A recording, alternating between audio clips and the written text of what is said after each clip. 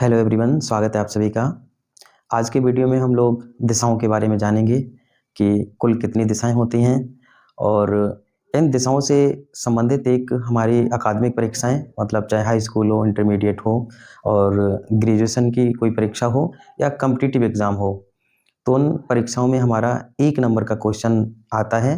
और ये क्वेश्चन जो होता है वो वन वर्ड सब्स्टिट्यूशन, मतलब एक अनेक शब्दों के लिए एक शब्द, ऐसे प्रश्न के रूप में आता है।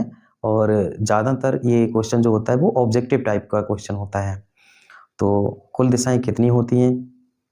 हमारी किताबों में जो होती हैं वो कहीं पर तो 10 दिशाएं या 11 दिशाएं मेंशन होती हैं, और अगर वास्तुशास्त्र की बात की जाए तो उसमें 16 जोन्स मानते हैं। हम वो 11 और जो 10 दिशाएं लिखी होती हैं उनके बारे में चर्चा करेंगे। इसमें से 4 दिशाएं जो होती हैं वो प्रमुख दिशाएं होती हैं: पूरब, पश्चिम, उत्तर और दक्षिण। इनके बीच में जो 4 दिशाएं, मतलब उप दिशाएं या कोण होते हैं, जिनको उत्तर पूर्व, दक्षिण पूर्व और उत्तर पश्चिम और दक्षिण पश्चिम, इन दिशाओं को अलग से एक नाम दिया जाता है। उन दिशाओं के बारे में जानेंगे। तो ये 4 प्रमुख दिशाएं और 4 उप दिशाएं या 4 कोण। और इसके अतिरिक्त अधो, मतलब नीचे की तरफ एक दिशा को काउंट करते हैं, एक ऊर्ध्व, एक ऊपर की तरफ। और जो 11वीं दिशा होती है वो हम लोग मध्य को एक दिशा मान लेते हैं। तो इस प्रकार 4 प्रमुख दिशाएं और 4 उप दिशाएं और एक ऊर्ध्व और एक अधो, मतलब नीचे की, और एक जो मध्य की। तो इस प्रकार हमारी जो दिशाएं होती हैं वो 11 हो जाती हैं।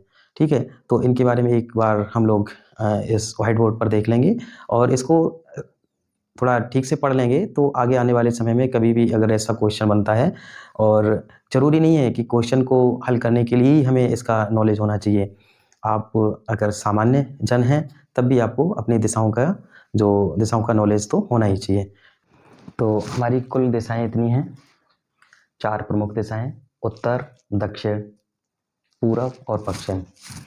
जब हम किताब में पढ़ते हैं तो किताब में ऊपरी हिस्से में जो होता है वो ऊपर की तरफ मानते हैं हम उत्तर दिशा, और उसके नीचे, उसके जस्ट अपोजिट नीचे दक्षिण दिशा, और अपने राइट हैंड पे पूर्व या पूरब, और उसके अपोजिट में पश्चिम दिशा मानते हैं। तो ये 4 दिशाएं हमारी प्रमुख दिशाएं होंगी: उत्तर, दक्षिण, पूर्व, पश्चिम। इसके अतिरिक्त हमारी ये 4 जो उप दिशाएं हुई, कोण हुए, तो उत्तर और पूर्व के बीच की दिशा को उत्तर पूर्व या ईशान कोण कहते हैं। दक्षिण पूर्व के बीच की जो उप दिशा है, जो कोण है, उसको आग्नेय कोण कहते हैं। और दक्षिण पश्चिम के मध्य का जो हमारा कोण होगा, जो उप दिशा होगी, उसको नैऋत्य कोण कहते हैं। और उत्तर पश्चिम के बीच का जो कोण होगा उसको हम वायव्य कोण कहते हैं।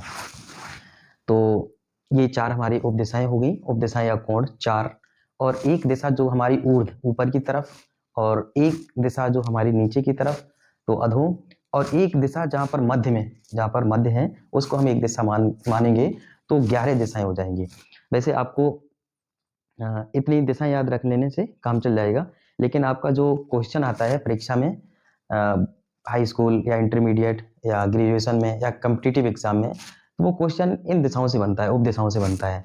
वन वर्ड सब्स्टिट्यूशन टाइप का क्वेश्चन होता है, और उस क्वेश्चन में ये रहता है कि आपसे ये पूछा जाएगा कि उत्तर और पूर्व के बीच की दिशा का नाम क्या है, मतलब ऑब्जेक्टिव टाइप का क्वेश्चन होगा।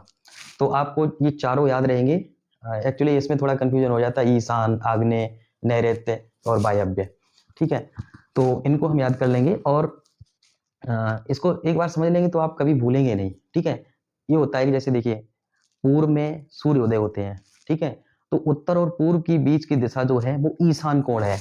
और ये दिशाएं जो हैं, जो उप दिशाएं हैं, जो भी वास्तुशास्त्र में बहुत मायने रखती हैं। ठीक है, सूर्य हमेशा पूर्व में ही उदय होते हैं और पश्चिम में अस्त होते हैं। तो इस वजह से हमारे लाइफ पर इन दिशाओं का क्या प्रभाव पड़ता है, तो उसका जो भी ब्यौरा है, जो भी जानकारी है, वो हमारी सारी जानकारी वो वास्तुशास्त्र में मिलती है। तो ये ईशान कोण होता है, और ये ईशान कोण जो होता है वो हमारे पूजा के स्थान, अध्ययन के स्थान, बहुत अच्छे कामों के लिए ये कोण होता है। और इसका एलिमेंट जो होता है वो वाटर होता है, पानी होता है। ठीक, इसके जस्ट अपोजिट जब हम आएंगे पूर्व और दक्षिण के बीच के कोण को, जैसे सूर्य उदय होंगे और इधर की तरफ घूमेंगे, तो ये आग्नेय कोण बनेगा। अब घर में जो भी साधन होते हैं आग से संबंधित, ठीक है, जैसे गैस का स्टोव हो गया, या बिजली का सामान जो चलने वाले जहाँ पर बिजली रन करती है, तो वहाँ पर ये इस कोने में सबसे ज़्यादा सुइटेबल माने जाते हैं। हालांकि ये जो विषय है वो वास्तुशास्त्र का विषय है, मैं थोड़ा आपको इसलिए बता ही दे रहा हूँ कि ये आपके थोड़ा हुक टाइप का आए और दिमाग में थोड़ा अटक जाए, है ना, याद बने रहे हमेशा के लिए। फिर उसके बाद ये जो कोण होता है दक्षिण और पश्चिम के बीच का कोण, तो ये अर्थ एलिमेंट होता है, मतलब भारी, घर में जो भी भारी सामान होता है उसमें उसको स्टोरेज करने के लिए सबसे उपयुक्त कोना होता है। ठीक है, अगर आप चाहेंगे तो बहुत कुछ है वास्तु में जान सकते हैं आप, उसके कई बुक्स वगैरह आती हैं उनसे भी। और इसका पश्चिम और उत्तर के बीच की जो दिशा होगी वो वायव्य दिशा, मतलब एयर एलिमेंट यहाँ पे डोमिनेंट रहेगा। तो जो चीज़ें चलने वाली हैं जिनका बहुत उपयोग होता है हमारी लाइफ में, हमारे रोज के जीवन में, तो उनको यहाँ पर हम रख सकते हैं। ठीक है, तो ये है आज की वीडियो का कंटेंट हमारा। तो इसमें जो भी दिशाएं हैं, तो 4 हमारी प्रमुख दिशाएं और 4 उप दिशाएं, और 4 जो हैं, 2 जो हैं ऊर्ध्व और अधो और 1 मध्य, इस प्रकार हमारी 11 दिशाएं हो गई। आपका क्वेश्चन जो आएगा वो इनसे आएगा। ठीक, इनको बहुत ध्यान से आप याद रखिएगा। ठीक है, और अगर वास्तुशास्त्र जानना चाहते हैं तो फिर 11 जोन आपको याद करने पड़ेंगे, उसमें 4 4 4 4 ऐसे करके 16 जोन हो जाते हैं। ठीक है, तो आज के वीडियो में इतना ही, आगे कोई टॉपिक होगा तो फिर आगे वीडियो में डिस्कशन करेंगे। ठीक है, थैंक यू वेरी मच।